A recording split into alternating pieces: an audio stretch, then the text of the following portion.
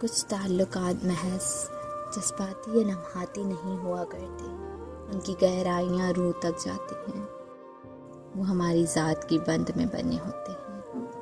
ان کا جانا ایسا محسوس ہوتا ہے جیسے ریشمی دوپٹے کا ایک دھاگا اچانک سے کسی کیل میں اٹک کر کھنچ جائے، جیسے شال کے بیچ ایک رومال تہہ کر کے بہت دن تک صندوق میں رکھ دیا جائے کہ رومال میں بھی شال کی خوشبو بچ جائے، کچھ ایسے جیسے مدھم رنگوں والی اوڑھنی پر کسی اور کپڑے کا رنگ آ جائے اور کبھی نہ جائے۔